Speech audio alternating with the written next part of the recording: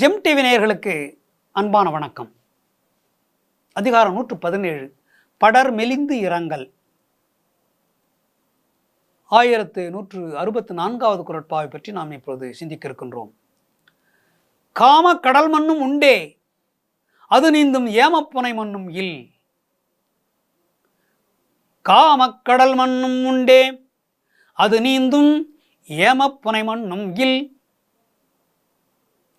காமக்கடல் மண்ணும் உண்டே, அது நீந்தும் ஏமப்புனை மண்ணும் இல்.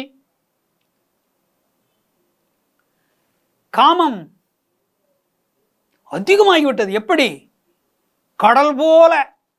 இந்த உலகத்திலே பெரிய நீர்ப்பரப்பு இது என்றால் கடல்தான். குளம், குட்டை, ஏரி என்றெல்லாம் சொல்வார்கள். அதையெல்லாம் விட பெரியது கடல். அந்த அளவுக்கு பெரிய கடல் போல, மாபெரும் கடல் போல, மகாசமுத்திரம் போல என்னுடைய காமம் அதிகமாகிவிட்டது. அவ்வளவு நாள் அவளை பிரிந்து விட்டிருக்கிறார். தலைவன் தலைவை பிரிந்து அவ்வளவு நாட்கள் ஆகிவிட்டன. காமம் அதிகமாகிவிட்டது. இவளுக்கு உடலுறவு கொள்ள வேண்டும் என்று துடிக்கிறாள். காமம் அதிகமாகிவிட்டது.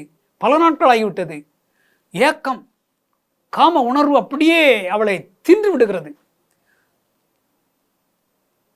காம கடல் மண்ணும் உண்டே, கடல் போல மிகப்பெரிய அளவிலே எனக்கு காம உணர்வு அதிகமாகிவிட்டது. அந்த காம உணர்வு, அந்த கடலை, அந்த காமம் என்ற கடலை நான் கடந்து வர வேண்டுமென்றால், அந்த கடலை கடந்து கரைக்கு வர வேண்டுமென்றால், கரை சேர வேண்டுமென்றால், ஒரு கடலிலிருந்து ஒருவன் கரைக்கு வர வேண்டும் என்றால் என்ன வேண்டும்? நீந்தி வருவது என்பது ஆபத்து. கடலில் எத்தனையோ விலங்குகள் இருக்கின்றன, சாப்பிட்டு விடும். அலைகள் அடிக்கின்ற பொழுது பெரிய பெரிய அலைகள் விழுந்து மூழ்கி இறந்து விடுவோம். என்னதான் நீச்சல் தெரிந்திருந்தாலும் கூட அலைகள், பெரிய அலைகள் வருகின்ற பொழுது அது அப்படியே இழுத்து கொண்டு சென்று விடும், நம்மை சாகடித்து விடும். ஆகையினாலே தெப்பம் வேண்டும், ஓடம் வேண்டும். ஓடம், படகு, ஓடம், படகு, தெப்பம், கப்பல் என்று சொல்லக்கூடிய இந்த நீர்வழி போக்குவரத்திற்கு பயன்படக்கூடிய இவையெல்லாம் தேவை.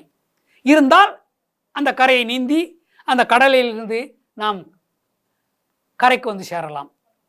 அந்த தெப்பத்தில் ஏறிக்கொண்டு, அந்த கப்பலில் ஏறிக்கொண்டு, அந்த படகில் ஏறிக்கொண்டு நாம் கரைக்கு வந்து சேர்ந்து விடலாம்.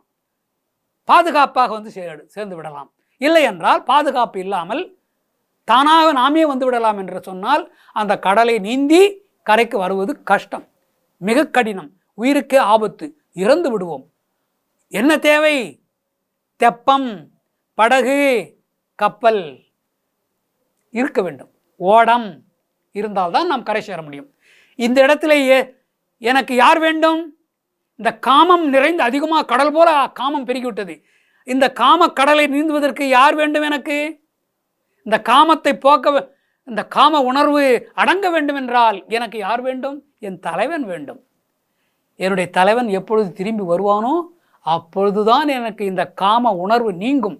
இந்த பரந்த காமம், கடல் போன்று பெருகிவிட்ட இந்த காம உணர்வு அடங்க வேண்டும் என்றால் இந்த காம கடலிலிருந்து நான் நீந்தி பழைய நிலைக்கு நான் வர வேண்டும் என்றால் என்னுடைய கணவன், அந்த கணவனாகிய கப்பல், அந்த கணவனாகிய ஓடம், அந்த கணவனாகிய தெப்பம் இருந்தால்தான் இந்த காமத்தை விட்டு நான் வெளியே வர முடியும். இந்த காம உணர்விலிருந்து நான் விடுபட வேண்டும் என்றால் அந்த படகாகிய, அந்த தெப்பமாகிய, அந்த கப்பலாகிய கணவன் இருக்க வேண்டும். அப்பொழுதுதான் இந்த காம உணர்விலிருந்து நாம் விடுபட, இந்த காம உணர்வு என்பது அடங்கும். இல்லை என்றால் அடங்காது. என்று எப்போ வருவாரோ, எப்பொழுது வருவாரோ, என் காமத்தை உணர்வை எப்பொழுது அவள் அடக்குவாரோ, எனக்கு எப்பொழுது உடல் உறவு கொண்டு இன்பத்தை தருவாரோ என்று ஏங்கி ஏங்கி தன்னைத்தானே நொந்து கொண்டு, தன் மீது தானே இறக்கப்பட்டு கொண்டு, தன் நெஞ்சத்தோடு பேசிக்கொண்டு காலத்தை கழிக்கிறாள் தலைவி.